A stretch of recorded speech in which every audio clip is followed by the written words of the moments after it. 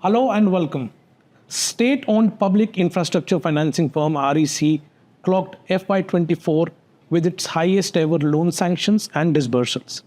Back in January, it was in news when after the Ram Mandir consecration ceremony, Prime Minister Narendra Modi announced the solar rooftop scheme and REC was designated as the nodal agency. In this special conversation, I have with me Mr. Vivek Kumar Dewangan, who is the CMD REC, to talk more about as to what's happening at REC. Sir, thank you so much for your time this afternoon. And let me start with the performance business update that has come out recently on the highest ever loan sanctions and disbursals. Tell us something about how the year was for the REC's business environment. How conducive was the environment? The last financial year, 2023-24, has been a very fabulous year for REC. The total return to shareholder has been tremendous. We have started the financial year with the share price about 110 rupee. We ended with more than 450 rupee per share, almost more than 350% return to the shareholders. It was very significant from the perspective of overall business growth of REC. We achieved the highest ever sanction of 3,56,000 crore. Last year, our total sanction stood at around 2,68,000 crore. And the disbursement was phenomenally high to the tune of 1,61,000 crore as compared to last year's 97,000 crore disbursement. And we are committed that with this growth happening in our loan book, our asset under management will be doubled in next 5 to 6 years. By the year 2030, we intend to take our loan book to about 10 lakh crore, and 30% of it will come from renewable energy portfolio. Right now, our renewable energy portfolio is about 35,000 crore. We are envisaging about 10-fold increase in renewable energy portfolio to the tune of about 3 lakh crore. Okay. And government has also allowed us to diversify into non-power infrastructure and logistics. There also we are saying that there will be fourfold growth from the present 50,000 crore loan portfolio on non-power infrastructure logistics. It will grow to about 2 lakh crore by the year 2030. Right. You see, very rightly pointed out, sir. In fact, last year when I spoke to you, that was the time when you had just started venturing into the non-power sector. A year after that, how is that ratio right now being between power sector and the non-infrastructure sector? What are the strides that have been made towards the non-power sector as well in this last 1 year? As I had told you that we were a bit cautious with regard to non-power infrastructure and logistics. Initially, we had sanctioned only those projects which were supported by the state government guarantees. Now we are gaining confidence. We have ramped up our manpower. We have brought sector experts from different fields, from transport, logistics sector, airport, metro. Experts are there with us. And we also roped in renewable energy sector expert also. Now we hope that with this, our strengthening of the manpower, we'll be able to finance certain private sector projects also in infrastructure and logistics space. Right. But we'll ensure that until unless revenue cash flows are ensured, we are not going to finance any infrastructure projects. The revenue cash flow should be sufficient to meet our repayment obligations. We are targeting good assets. We are not in a hurry to finance infrastructure and logistics sector. Until unless we get a good asset, good entity, then only we are going to finance infrastructure and logistics sector. Right. Very rightly pointed out by you that there has been a razor sharp focus on the quality of assets, and probably that is the reason why you had recently no NPAs. Tell us about how that razor sharp focus on asset quality is being targeted, and does it affect the margins in the short term? Yes. We are willing to take a little bit hit on the margin, but we don't want any asset to become NPA. Last 8 quarters have been fabulous. Not a single NPA has been added to our KTT, and already those stressed assets, most of it are getting resolved. Okay. And we hope that by December 2025 will become a net zero NPA company, because those assets which are under resolution Some of them are heading towards liquidation. We already made 100% provisioning for those assets. And for those operating assets, we are likely to get good write back because we already made provision of 70%, but our haircut has been limited to only about 40% so far. So we expect a healthy write backs from after resolution of this stressed assets. And sir, what's the outlook on the cost of funding given the macroeconomic situations? And if you can tell also on the borrowing plan that has been revealed recently. As you are aware that last year we had disbursed about 1,61,000 crore. So we had borrowed about 1,50,000 crore last financial year. In the current financial year, our board has approved borrowing limit up to 1,60,000 crore. But as the year progresses, if the need be, we'll be able to increase the borrowing limit also. Our conscious effort is to bring down the cost of financing. We have been able to bring down our cost of financing to about 7.16%, and our endeavor is to bring it down to about 7.12 or 7.10%. And since we are targeting good asset quality, good entity, our margins will be able to hold on to our net interest margin about more than 3.55%. We'll be able to hold on to our net interest margin. Another observation, sir, that as of now, your loan book still consists mainly of the state sector, the government sector. What efforts are being made to diversify towards the private sector as well and have a healthy mix on the loan book between government and private sector?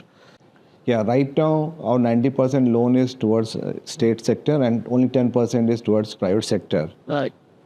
And we are a bit cautious about private because most of the NPAs from old coal-based thermal power plant were in the power sector, which had become stressed because of two reasons: that they had lost coal linkage after Supreme Court had cancelled the coal block allocation, and they did not have sufficient PPAs. On these two grounds, most of these coal-based assets had become stressed.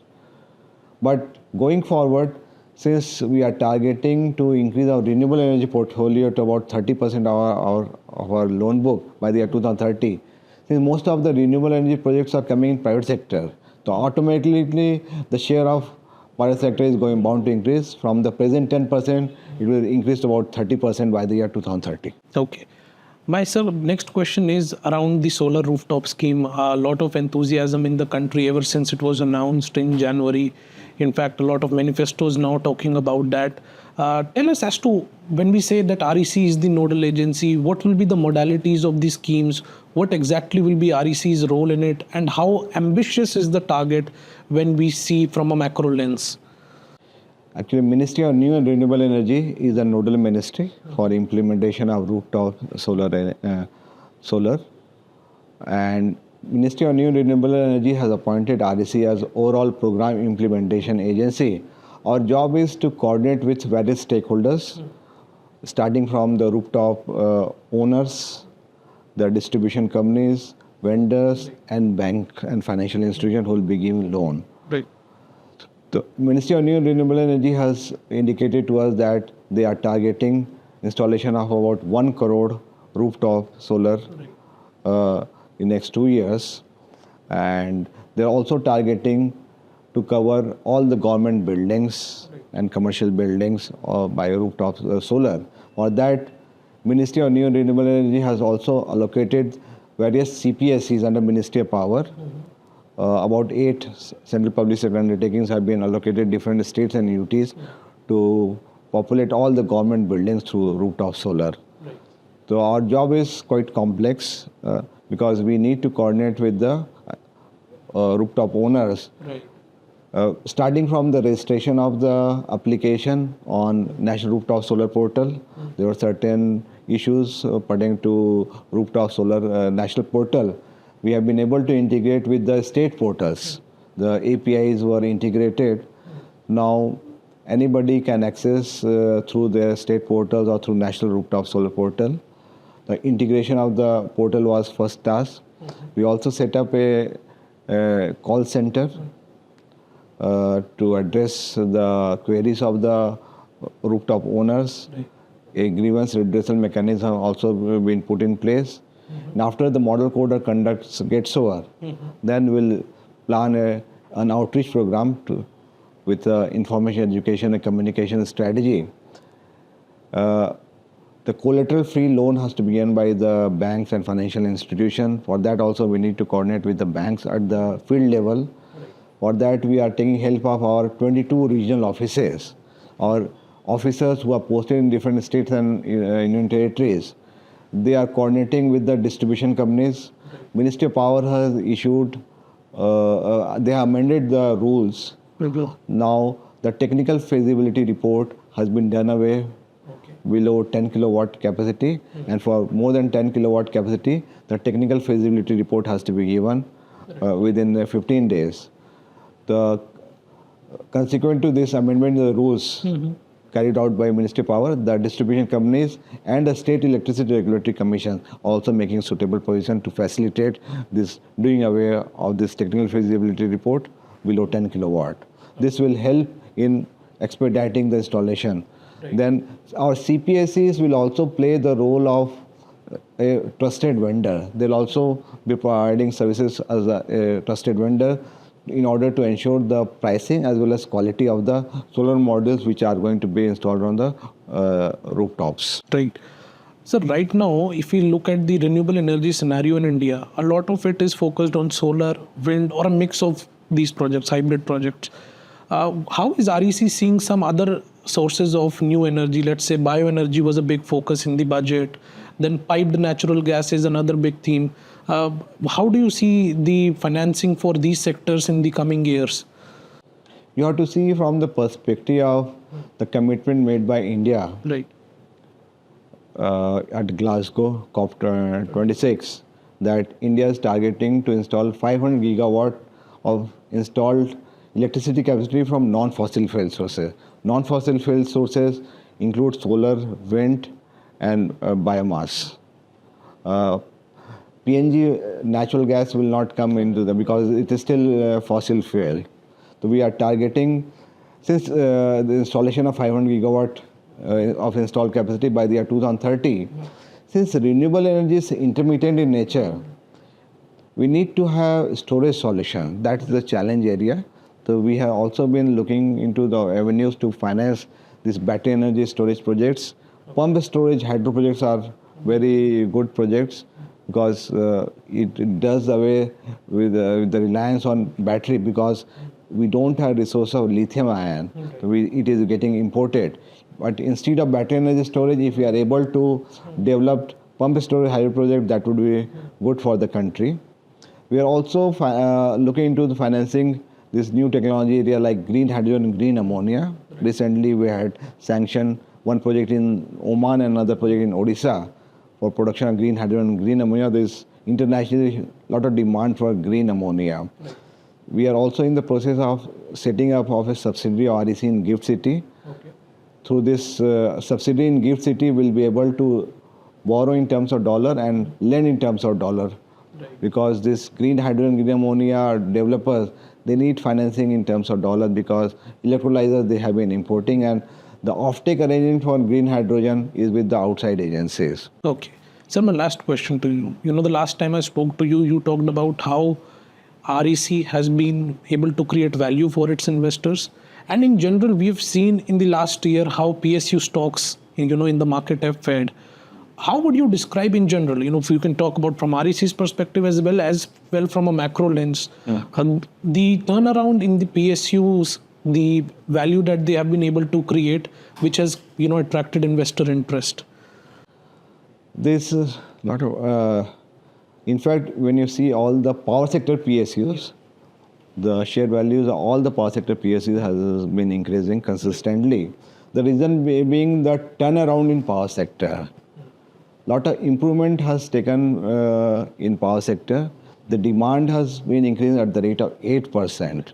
Then over and above that, the government has made a lot of conscious efforts for improving the financial and operational efficiency of distribution companies. Government also introduced this late payment surcharge rules. That has really been a game changer. And this implementation of revamped distribution sector scheme. You were a part of that scheme, right? So revamped distribution sector scheme, there are two components. One is loss reduction work, second is prepaid smart meter. Prepaid smart meters are going to play a very crucial role in improving the financial and operational efficiency of the distribution companies.